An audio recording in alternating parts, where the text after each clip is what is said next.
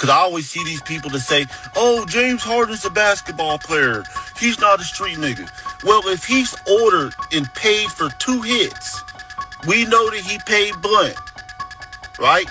He paid these niggas to come outside. He sent them niggas outside for me, right? That's 1. Now he did this shit to Adrian Broner, 2, right? He did the same shit to Adrian Broner when Adrian Broner hit him on the dice. He called Big U, paid Big U to go fuck up Adrian Broner. He's a basketball player, but he crossed over into the street shit, so now he's a street nigga basketball player. Okay? He's not a civilian, and he's not just a basketball player. He's a nigga that's committing crimes. He's committing crimes, and he's ordering hits. A civilian doesn't order hits. If I ordered a hit on somebody, I'm not a street nigga no more. My civilian card is gone. Hey, listen, hey Mo, I'm gonna stop this. Just see any face. Hey.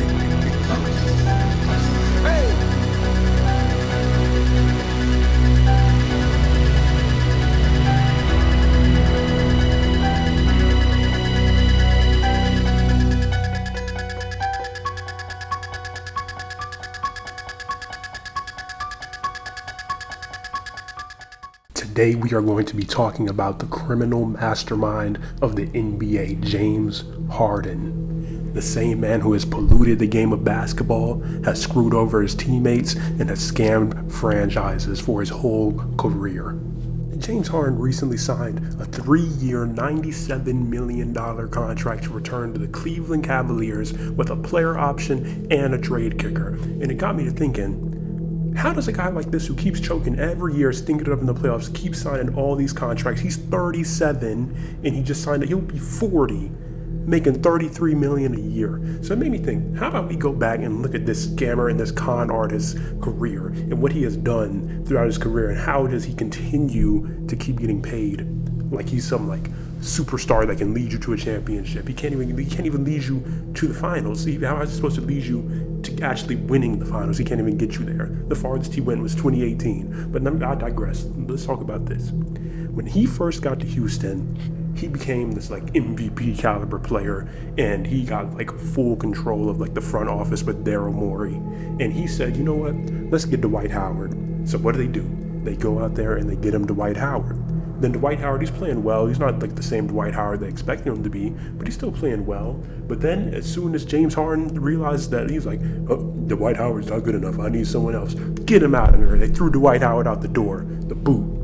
Then after Dwight Howard, they go out and they get him Chris Paul, and they're the best they've ever been. They have 60-win seasons. They make it all the way to the conference finals twice. In the first one, Chris Paul goes down with a hamstring injury, and they end up losing in 7 games. But then you see these clips of like James Harden and Chris Paul arguing on the bench, and you're like, what could James Harden possibly have a problem with Chris Paul for? This is the guy that he wanted. This is the guy that they sent Dwight Howard out of town for. This is the guy that's supposed to help him win a championship. Then 2019, they go out there and they lose to the Warriors again.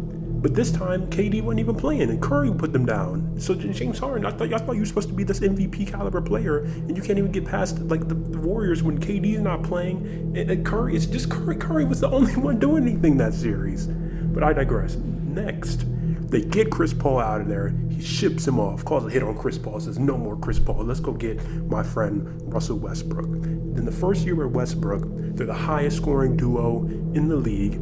They ship out Capella to go for the small ball, and that ends up biting them, because then when the season stops, Westbrook gets hurt and he gets COVID, and then they end up having to play the Lakers in the second round.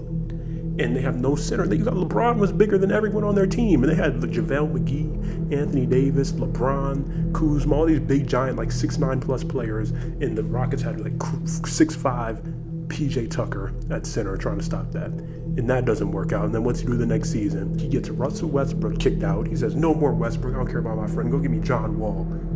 Ship Westbrook off, call a hit on him, send him to Washington, shadow realm him, never to be heard from again. Then he goes on the presser talking about, we're just not good enough. I just don't think this team is good enough. And he starts to force his way to Brooklyn, puts on the fat suit, out of there, abandons Houston. All the fans, just throws him away, calls a hit on him, boom, bomb, gone. Goes to Brooklyn, we all know how that ends with the Kyrie thing. But let's get past the Brooklyn phase and let's go to the Philly phase.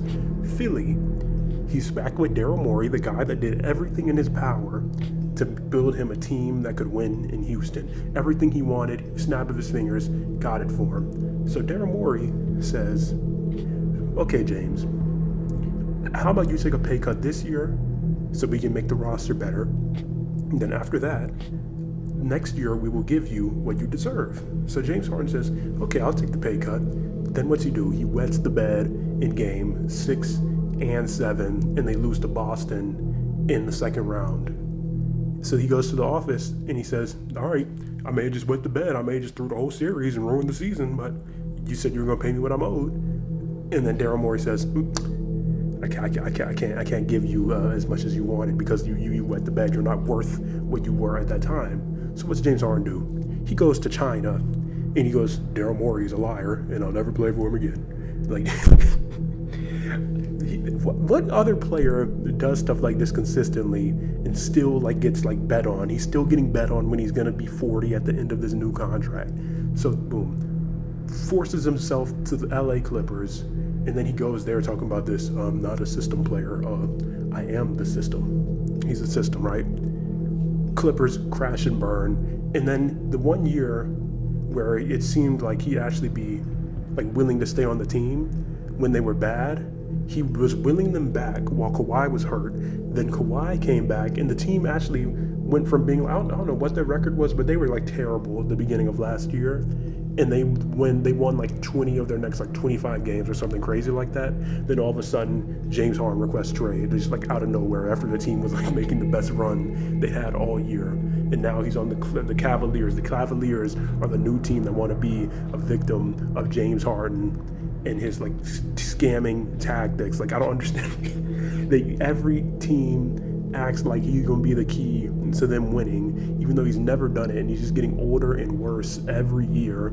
So boom, he's in Cleveland now, and the team is looking good in the regular season like they always do.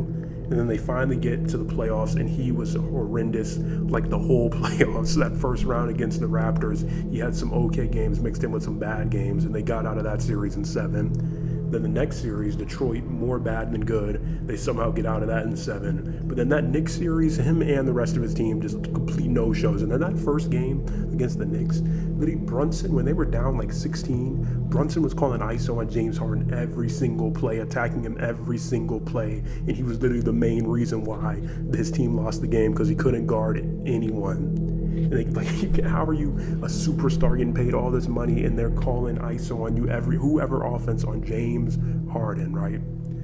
So how does someone who does that and crashes and burns in the playoffs and then gets another year older, now 37, how does he earn a 3-year, $97 million contract for doing nothing, like being just a complete negative, like on the court? I haven't even gotten to what he's done to the game of basketball. I remember when watching him in Houston, everyone would just stand around as he dribble. Even Charles Barkley was asking LeBron during the All-Star draft, you don't want to draft the dribbler? When he passed on James Harden, he took Ben Simmons over James Harden in the All-Star draft. Ben Simmons, the same guy who's completely like out the league now, can't shoot a rock in the ocean. It's terrible. His foul baiting and flopping like single-handedly like destroyed like the game of basketball. Every single foul baiter you see now, like the Shays, the Trae Youngs, even like role players are foul baiting now. It all comes back to him. He literally he's terrible for the game of basketball. He is a biohazard. He is a bioweapon spreading disease through the league like it's Resident Evil or something. Like Umbrella has released the T-virus on the NBA, and that is James Harden foul baiting tactics. How he plays basketball is not good for the league. It's not good for the sport. He's gonna destroy the sport, and he keeps getting paid. I don't understand. People like Russell Westbrook have to retire, but James Harden is still getting paid $33 million a year to do nothing but choke and be fat. He gets bigger every year. He doesn't even have to wear the fat suit anymore. I don't like. We'll see what happens this year, but there's just no way that he finishes. Well, he's gonna have to finish his 3-year like deal with them with Cleveland, because no one is gonna take this contract. But at the same time, like Paul George, I thought no one would trade for him, and they got Jaylen Brown for him. So you never know. But there's James Harden. He's done. He needs to go away. He's terrible for the league. He's terrible for the sport. And Cleveland Cavaliers, I pray for you, especially your fan base, because you're in for even more. Someone that trusts me, that believes in me, that understands me, that I'm just not I'm not a system player. I am a system. You know what I mean? So somebody that can have that dialogue with me and understand and move forward and figure out and make adjustments on the fly throughout the course of games, that's all I really care about. You know what I mean? It's not about me scoring a basketball, scoring 30, 34 points. I've done it already. So that's what I meant by that.